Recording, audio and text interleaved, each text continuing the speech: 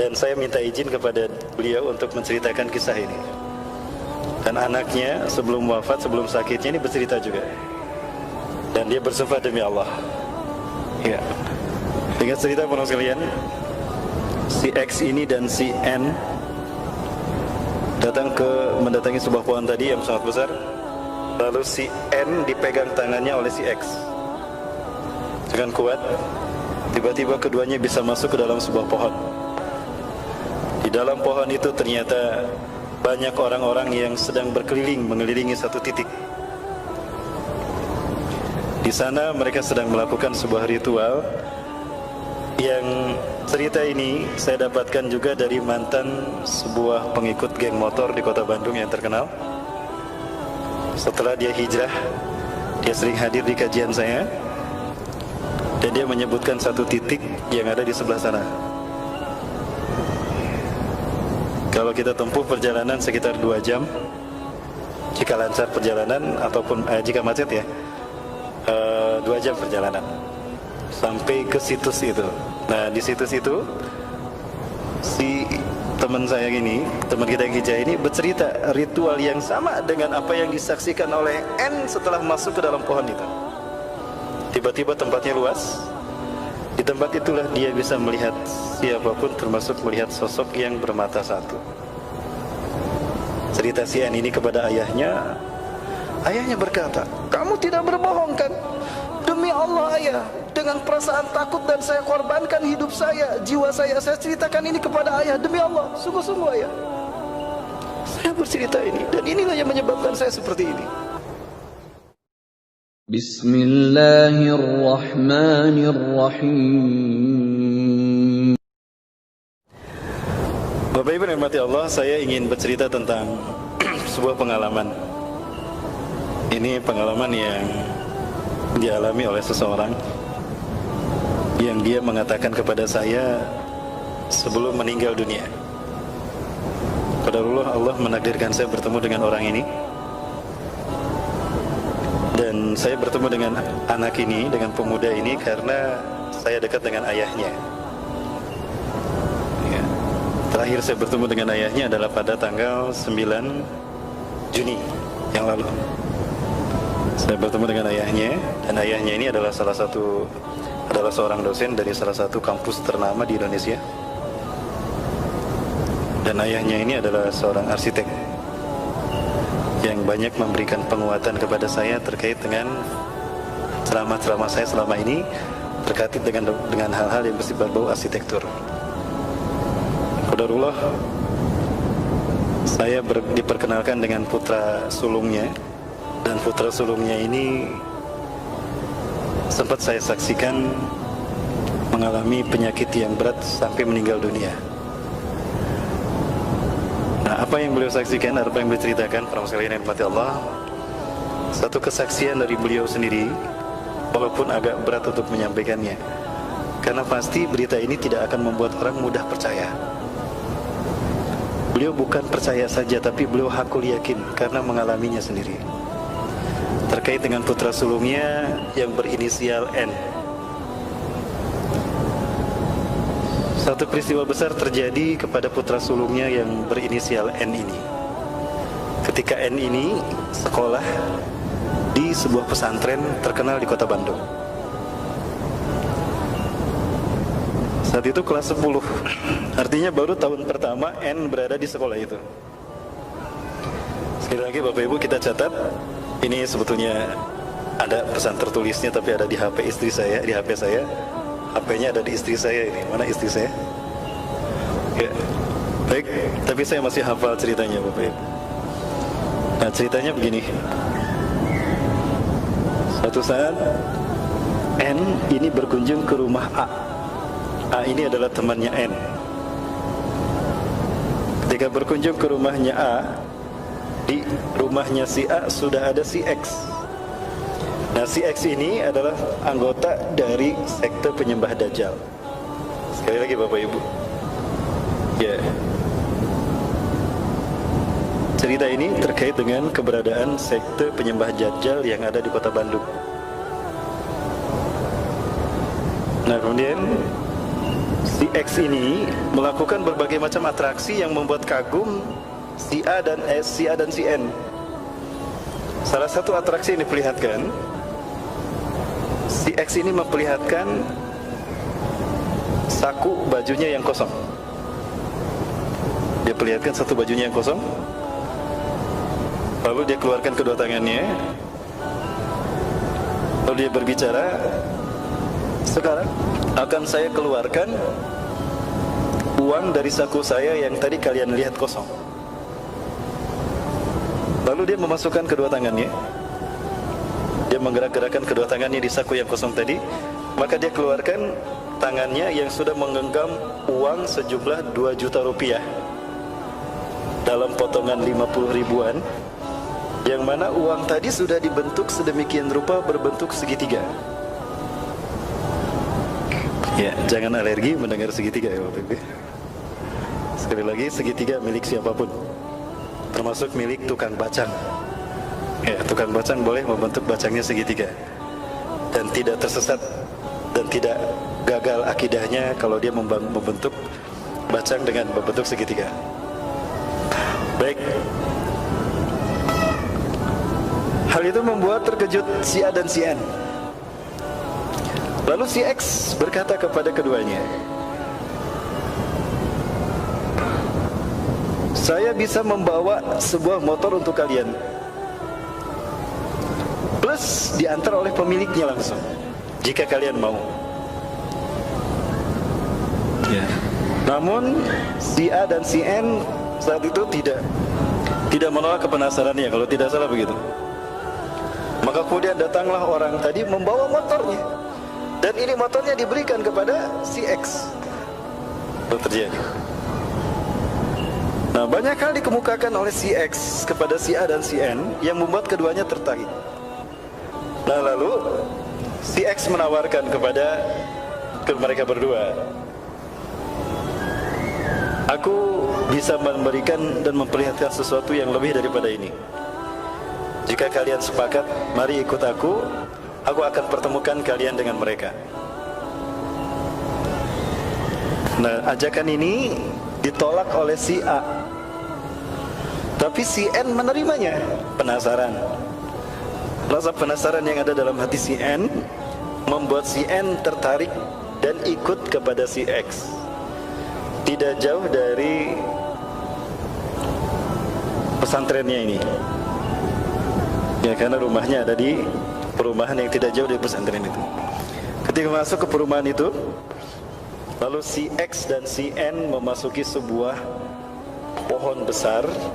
Ini ceritanya begini para muslimin. Sekali lagi ya, ini saya sampaikan dari awal, kita mungkin tidak mudah percaya, tapi demi Allah, orang ini cerita kepada saya langsung, dan saya minta izin kepada beliau untuk menceritakan kisah ini. Dan anaknya sebelum wafat, sebelum sakitnya ini bercerita juga, dan dia bersumpah demi Allah. Ya, dengan cerita para sekalian, si X ini dan si N mendatangi sebuah pohon tadi yang sangat besar. Lalu si N dipegang tangannya oleh si X dengan kuat. Tiba-tiba keduanya bisa masuk ke dalam sebuah pohon. Di dalam pohon itu ternyata banyak orang-orang yang sedang berkeliling mengelilingi satu titik. Di sana mereka sedang melakukan sebuah ritual yang cerita ini saya dapatkan juga dari mantan sebuah pengikut geng motor di kota Bandung yang terkenal. Setelah dia hijrah, dia sering hadir di kajian saya, dan dia menyebutkan satu titik yang ada di sebelah sana. Kalau kita tempuh perjalanan sekitar 2 jam, jika lancar perjalanan ataupun jika macet ya, 2 jam perjalanan sampai ke situs itu. Nah, di situs itu si teman saya ini, teman kita yang hijrah ini bercerita ritual yang sama dengan apa yang disaksikan oleh N setelah masuk ke dalam pohon itu. Tiba-tiba tempatnya luas. Di tempat itulah dia bisa melihat siapapun, termasuk melihat sosok yang bermata satu. Cerita si N ini kepada ayahnya. Ayahnya berkata, kamu tidak berbohong kan? Demi Allah ayah, dengan perasaan takut dan saya korbankan hidup saya, jiwa saya ceritakan ini kepada ayah. Demi Allah, sungguh-sungguh ayah, saya bercerita ini, dan inilah yang menyebabkan saya seperti ini. Bayangkan Bapak Ibu, ketika si N berada di pesantren sekalipun, tidak lantas dia selamat dari propaganda aliran-aliran sesat seperti ini, yang notabene terkait dengan fitnah Dajjal, yang intinya ingin menyesatkan manusia dari tauhid, dari siratal mustaqim. Nah, kemudian cerita berlanjut. Orang-orang di kiri kanan itu memegang tangan kanan dan tangan kiri si N. Lalu ritual itu dilanjutkan dengan ritual meminum darah aborsi. Dan ini yang saya sampaikan. Cerita ini disampaikan oleh beberapa orang yang ex pengikut gerakan ini, yang dia sekarang masih hidup. Mereka masih hidup sekarang. Tapi saya yakin mereka dihantui oleh perasaan yang sama dengan apa yang dialami oleh si N. Lama si N berada dalam gerakan tadi, dia merasa berubah, seolah ada kemampuan supranatural yang dimilikinya. Salah satunya si N cerita kepada saya sebelum saya meruqyah dia, ya, kalau dia bisa mengetahui apa yang akan dilakukan oleh seseorang. Tidak jauh dari tempat kita ini ada satu peristiwa di mana si N itu bisa mengetahui ada seorang pencuri yang akan mencuri ke sebuah toko di tempat itu. Maka saya berlari kencang. Dengan seketika saya berlari kencang dan sampailah saya menangkap tangan si pencuri tadi. Alhamdulillah pencuri itu tidak jadi mencuri, tapi dia memegang pisau benda tajam yang lalu dia tusukkan ke tubuh saya.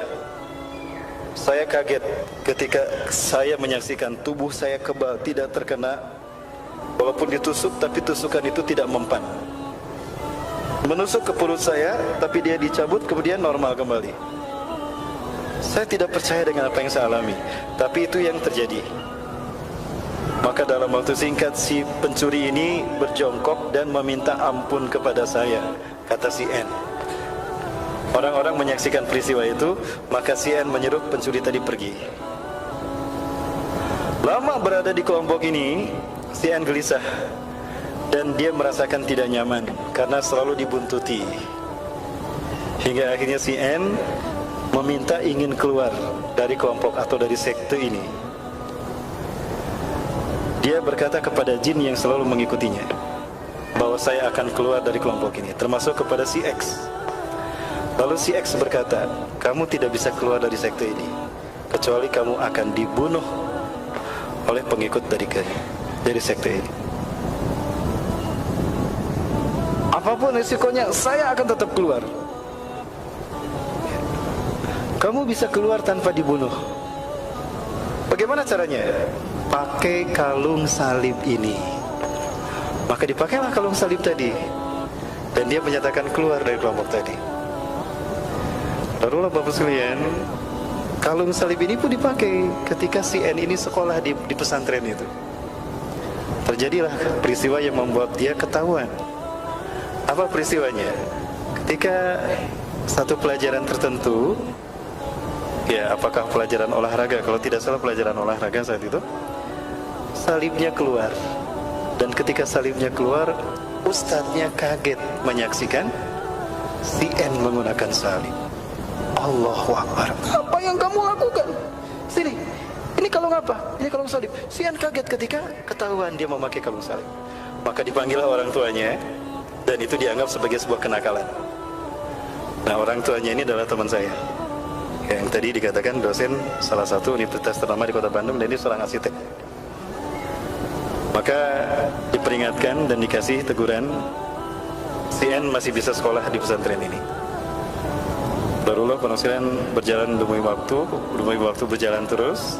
Dia pun lulus dari dari pesantren ini, dan dia kuliah di ITB.